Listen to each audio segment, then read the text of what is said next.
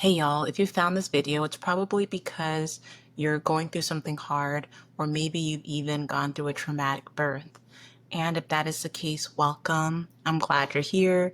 I'm glad you found what I hope is a resource for you. So I want to tell you a little bit about my recent hospital stay and what helped me to get through one of the hardest experiences of my life.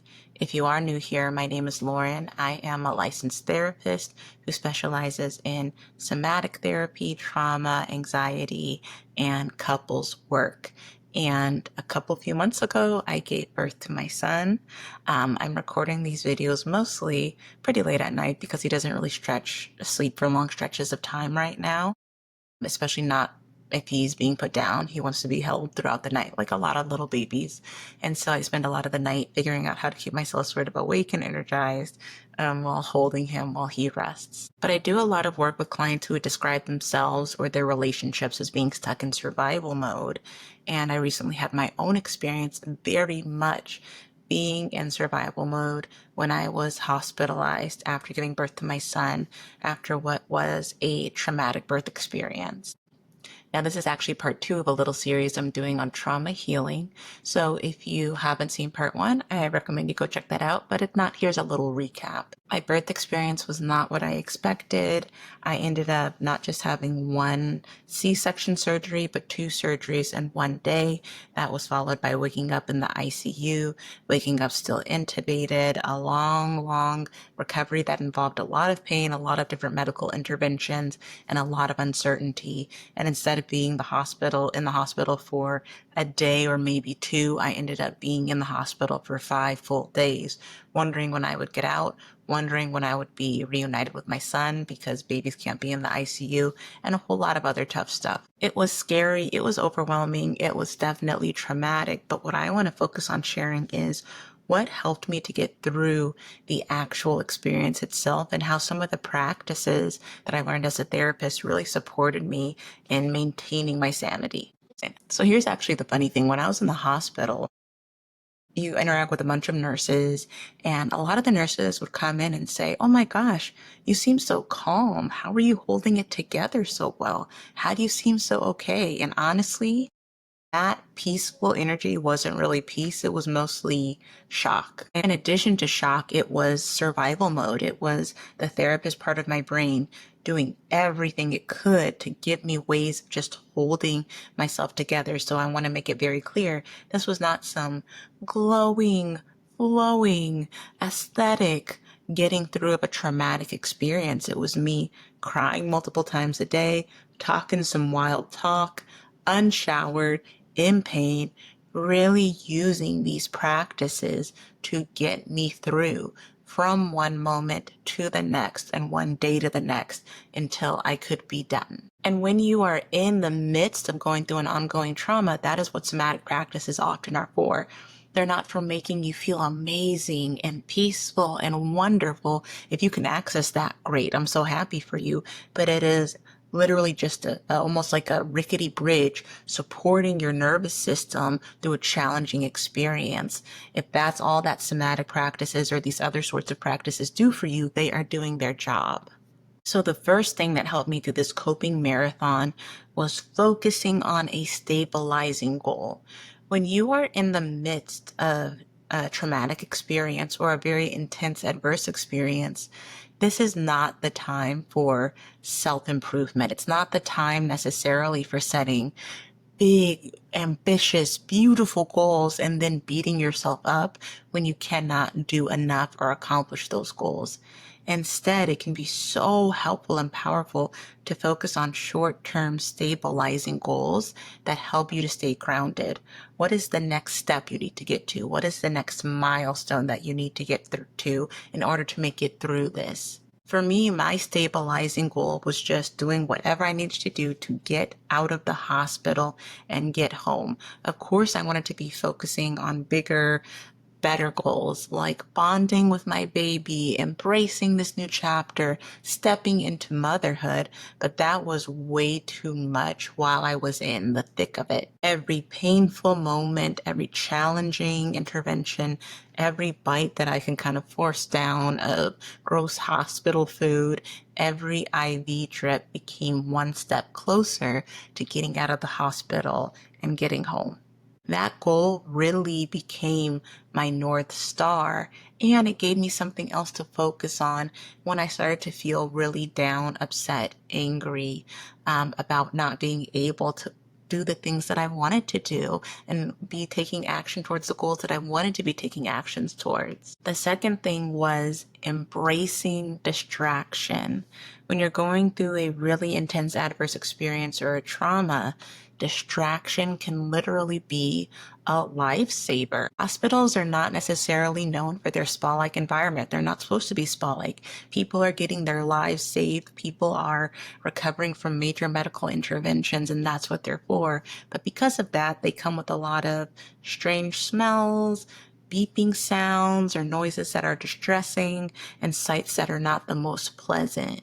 And if I let myself focus on that all day, if I just let myself focus on the drab color of the walls in my hospital room, which is something so small, but when you're in that room 24/7, it can become a focus.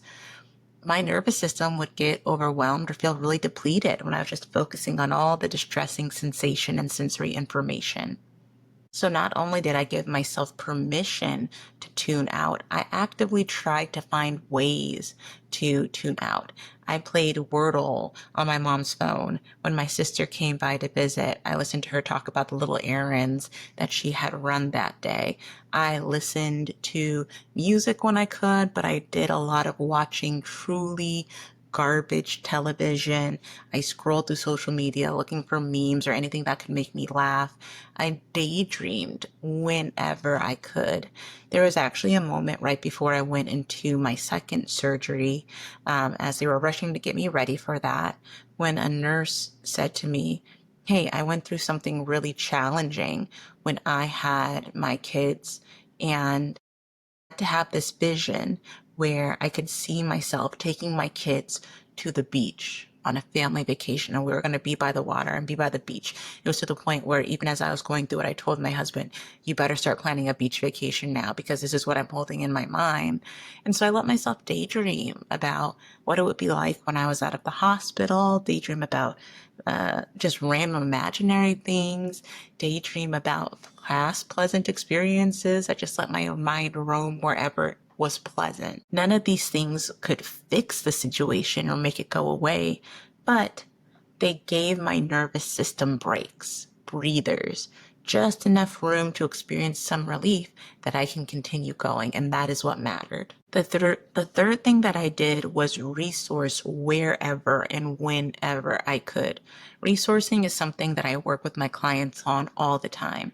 Resourcing is simply the practice of really reflecting on, savoring, dwelling on with your mind anything that connects you with a sense of well-being and maybe even joy or peace.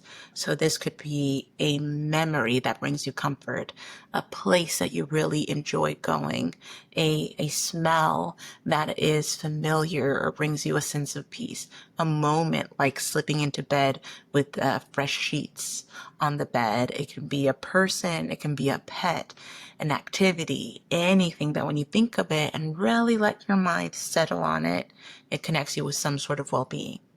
By day 3 or 4, I started to feel really, really stuck in the hospital room because I couldn't walk very far. So it was just the hospital room, the little hallway out front of the hospital room. I wasn't going outside. I wasn't going very far.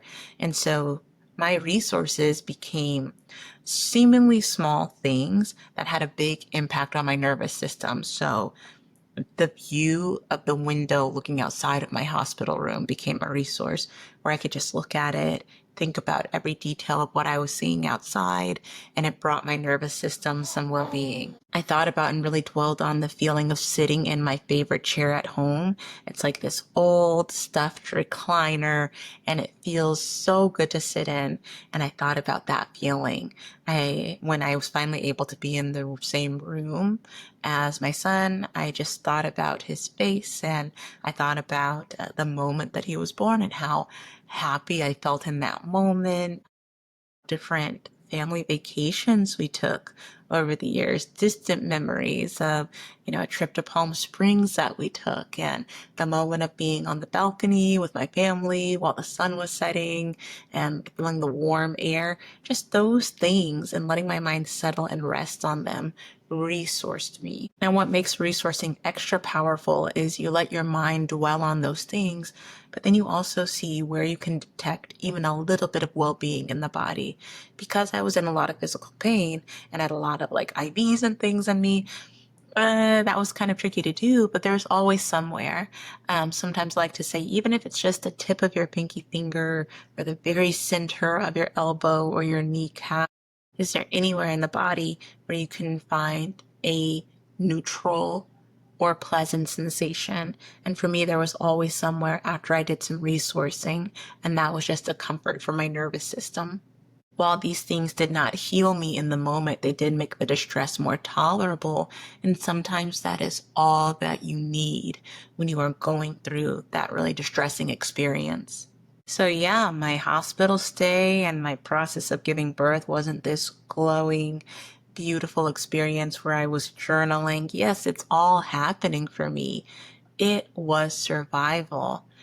And survival itself is sacred. The moments of getting through and just using your practices to sustain you, it is sacred. It is important. It is beautiful in its own way in terms of it's keeping you alive to the next step. So these tools of focusing on stabilizing goals, embracing distraction, and resourcing, they help me to walk through that really scary experience one step at a time. So if you're going through something intense and hard right now, try some of these things out and see if they help you to take that one more step that you need to get through so that eventually you can get to that place where you have enough safety and stability to begin the deep work of healing and processing.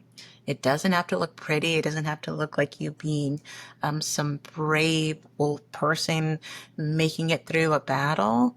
It gets to look however it needs to look for you to get to the next step. So just keep going. I am rooting for you.